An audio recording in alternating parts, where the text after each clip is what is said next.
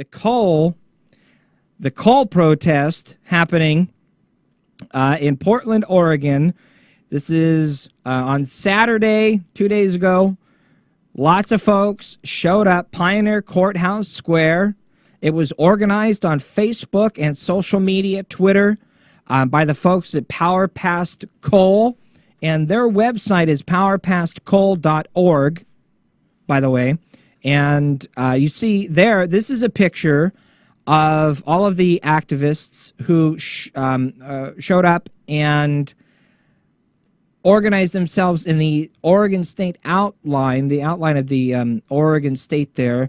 And you see the folks holding up the signs. These are the same exact signs that you see in the background of my studio. Hey, imagine that. Same signs. This Jacob Dean guy has been to some of these coal protestings before, hasn't he? Why, yes, he has. And we've talked about it on Filter Free Radio a lot, haven't we? Yes, we have. Matter of fact, we've done many episodes dedicated to this. It's been a big struggle up here in the Pacific Northwest. For those of us, my friends outside of the Pacific Northwest, it's pretty pristine country up here. The air doesn't really have a taste. The water's pretty clean. Nice amount of trees still left. Things are okay. And we're pretty concerned that this foreign Australian company wants to shove coal down our throats. And we've been fighting it for like 2 or 3 years now. And what they did was they came up with this really clever strategy. Rather than just like come up with one single proposal and kind of try to push through one single proposal, they split up. They had basically 6 plans, 6 different coal plans to bring coal through the Pacific Northwest. And rather than put all of their coal eggs into one basket, they split it up and spread it across 6 different plans. And so if you're wondering why are these people keep talking about the coal thing up in Oregon, it's because they've tried to sneak it through 6 different times, 6 different ways. And they're still doing it. And they are Amber Energy, by the way. A-M-B-R-E. Like pronounced like the girl's name Amber, but it's spelled A-M-B-R-E. It's kind of like an Australian thing because they're from Australia. Real quick, over the weekend in Pioneer Courthouse Square, on Saturday, all sorts of various environmental nonprofits, people of all ages, especially the younger generations, showed up. It was so cool to see. It was covered by 2 or 3 local TV affiliates. Mention in passing, 30 seconds. There was a protest, another coal protest at Pioneer Courthouse Square today. No information about why, no information about the company that's trying to force coal through, no really information at all, just that there was a protest and it was raining. And of course, they put an article in the Oregonian, thanks to Emily Jan for writing an article, and she even mentioned it's called the Moral Pacific Project, but not really much in-depth information. Wonder why. And the rally was really family and youth-centered, included in testimonials from young activists like 9-year-old MC Donquist, I think is how you pronounce his name, 9-year-old MC who is homeschooled, and he says that he's been interested in climate change since he was 4 years old, thanks to shows on OPB, which is Oregon Public Broadcasting, our PBS station, and NPR, National Public Radio.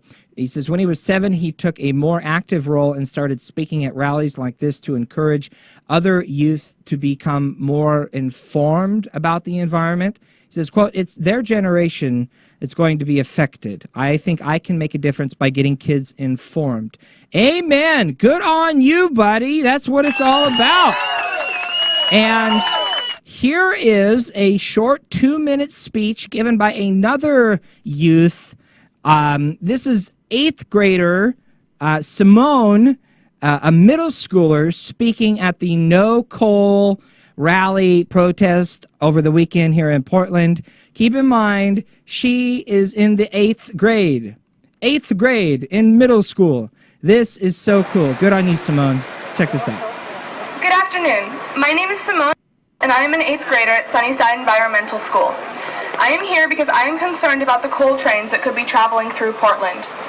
According to Burlington Northern Santa Fe Railroad, coal trains lose 500 pounds of coal dust for every 500 miles they travel. This coal dust doesn't just go away. It settles on the ground, on our houses, in our lungs. Some argue that by the time the trains get out of the basin, there wouldn't even be any coal dust left, because it all got left behind. But does that really matter?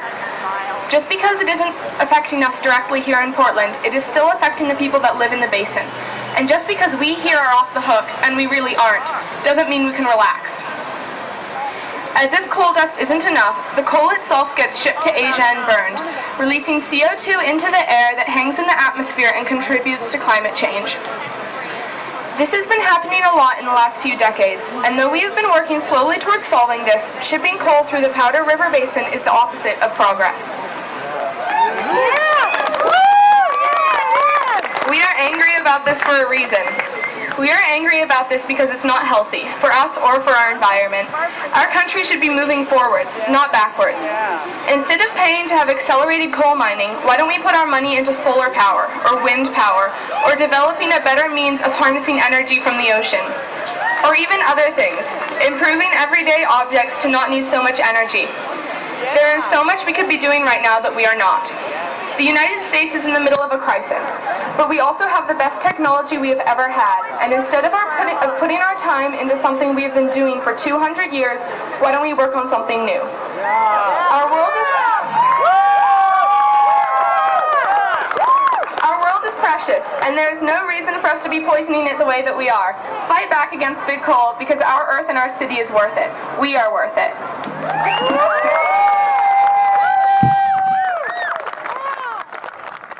See, I even have one of these coal signs in the background of the studio that you don't see that's stuck behind me. So I'm going to put this one right here for just a second. So you see that. There. We don't like the coal.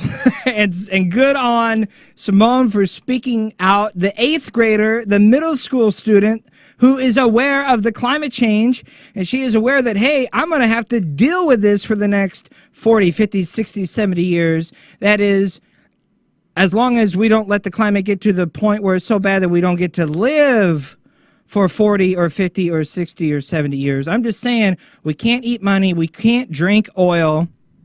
I like air without taste. Is that being too selfish? Is it being too selfish to like air without taste? And if you've never listened to this program before, Filter Free Radio is the first time you're checking us out. We have done all sorts of stuff on the coal. You have to go back and watch my coverage of the public hearing when they marched in. They brought in like 2 or 3 PR consultants that were representing Amber Energy, the people that want the coal project. And I covered that. We covered that on this program. We've done multiple episodes on this conversation. The most important one you can go back to is watch episode 87. You go to filterfreeradio.com. Up in the top left corner under the main menu, click on FFR Full Episode Archive. Under the Full Episode Archive is every episode that we've ever done. All 107 of them, and today's episode 108 is going to be up there about an hour after we get off the air. Every episode's there. Full episode archive. Scroll down to episode number 87 and watch episode number 87. I did episode number 87 from the perspective of, I'm just going to put aside the I'm pro-coal or I'm anti-coal. That doesn't matter. Even if we want to export coal through Oregon, the point is we cannot do business with Amber Energy. Amber Energy is not the company that we want to be doing business with, even if we want to export coal through Oregon. That's a big if, and I know we don't want to, but even if you want jobs for coal exporting, Amber Energy is not the company to do it with. You need to watch Filter Free Radio episode 87. We spend a whole hour, the first hour of episode 87, telling you everything that you've never heard about Amber Energy. How come you've never heard of Amber Energy before? How come they don't talk about Amber Energy behind the Moral Pacific Project? How come you never heard of Amber Energy in this coal exporting debate? Probably because Amber Energy is an Australian company. They're a foreign Australian company. They're only 9 years old. Only 9 years old. They've never made a profit. Amber Energy has never made a profit. Not once. They're somewhere in debt of $125 million to somewhere between $125 to $300 million in debt. Amber Energy is not a coal company. The only previous endeavor Amber Energy participated in coal failed, and they accumulated over $10 million in losses. Amber Energy is on the hook for hundreds of millions of dollars for mining, reclamation, site cleanup, retiree medical and pension benefits, and other costs that have arisen from a recent lawsuit. A lawsuit brought against Amber Energy by Amber Energy's own coal company partners, not some radical environmentalist group. Amber Energy's own coal company partners have sued Amber Energy over violating terms of conditions of its agreements, over squeezing out partners of management decisions, acting outside of approved budgets, and raising the expectations in local communities regarding jobs and economic development where such expectations are not justified. That's exactly what's happening right now in my hometown of Portland, Oregon. That's exactly what's happening in the Pacific Northwest with the propaganda that they've been pushing over this Moral Pacific coal BS for the last couple of years now. And Amber Energy, the company that's behind this whole thing, has already been sued by its own coal company partners for doing exactly what they're doing right here, right now. Again, raising the expectations in the local community unrealistically regarding jobs and economic development where these expectations are not justified. They've already been sued over this.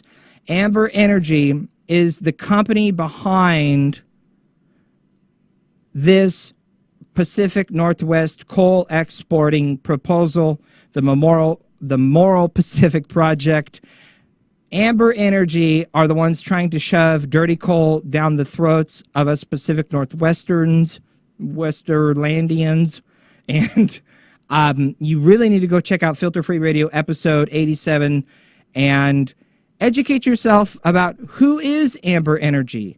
And watch the Portland State University panel discussion that I attended and recorded for that purpose. And go back and watch those episodes. And please, my friends, don't give up the fight. We have to keep up the fight here to make sure that they don't do it. So, tip of the hat to all of the youngsters showing up over the weekend in Portland, in Portland's living room at Pioneer Courthouse Square.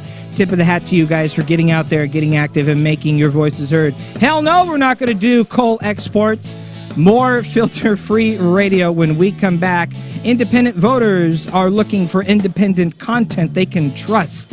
And you found it. It's filterfreeradio.com. We'll be right back.